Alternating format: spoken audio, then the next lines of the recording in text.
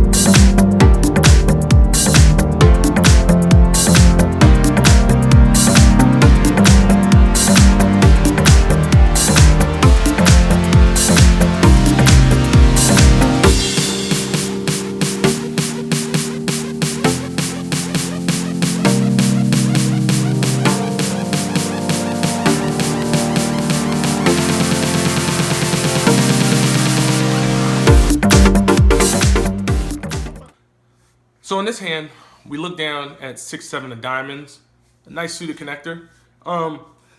Now, I would say that normally you want to be, raising these hands up in position for the most part.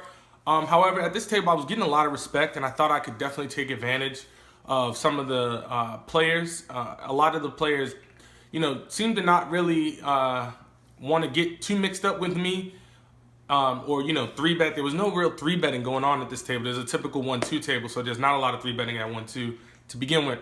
So anyways, we're in middle position. I decided to go ahead and raise it up to $10 when it folded to me.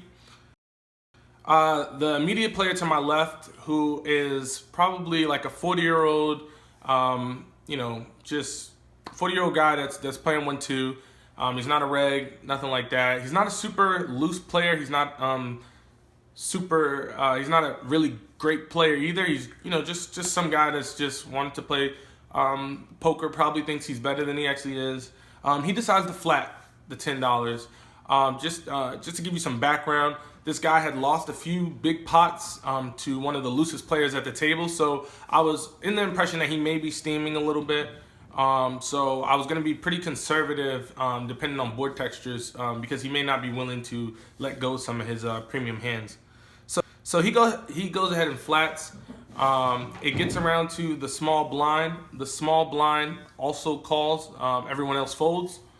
The flop comes out pretty favorable for us. It's 9-4-5 with 2 diamonds on the board. So we basically flop a flush draw and an open ender with our 7-6. So this is a pretty good board. This is one of the best boards you could ask for with 6-7 of diamonds.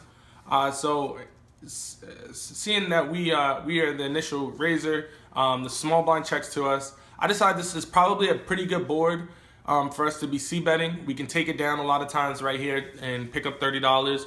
Or if we do get called, we have a lot of outs. So I thought this was a pretty good board. So I went ahead and I made it 20. The gentleman to my immediate left, he calls, small blind folds. The turn is a great card for us. It's the 3 of clubs. So we don't hit the flush and we get our straight. So here now I'm thinking to myself about what my sizing should be. I want something that's gonna make this guy call with his flush draws and also call with all his all his top pair, like ace-9 type hands or whatever. So I elect to bet, I believe, $35, and he thinks about it for a little while, and he decides to move all in.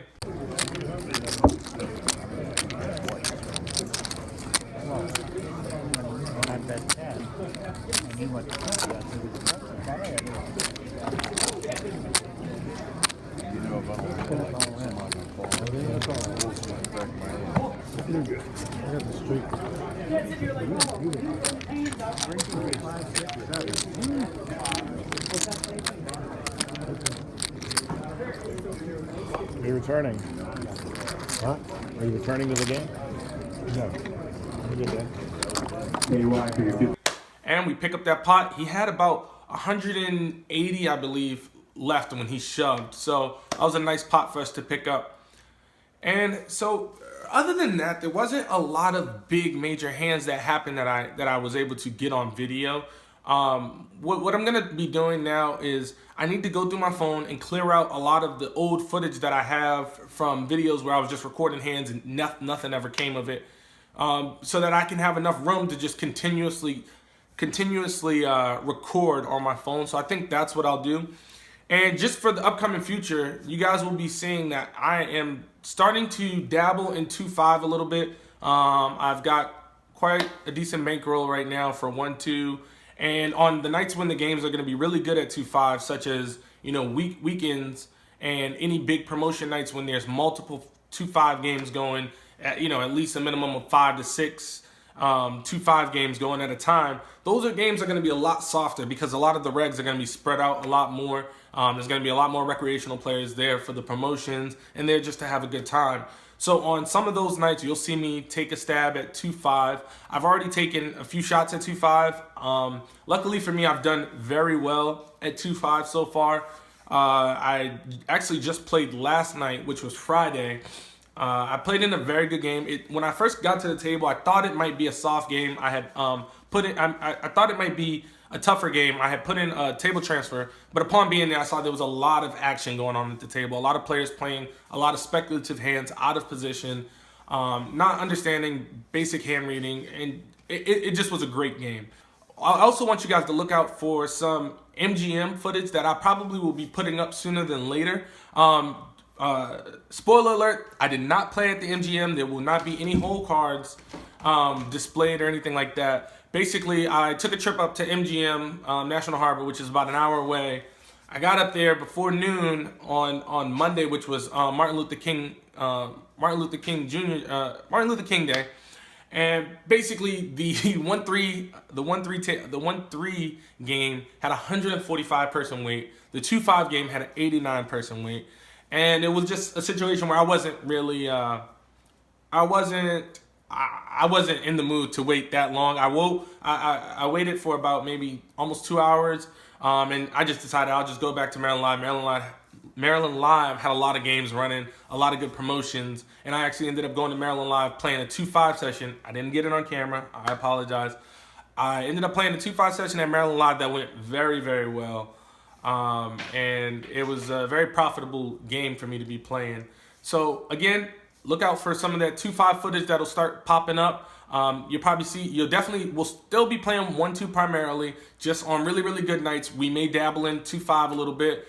And yeah, so if you guys like this video, give me a thumbs up. If you really like this type of content, then go ahead and subscribe to the channel.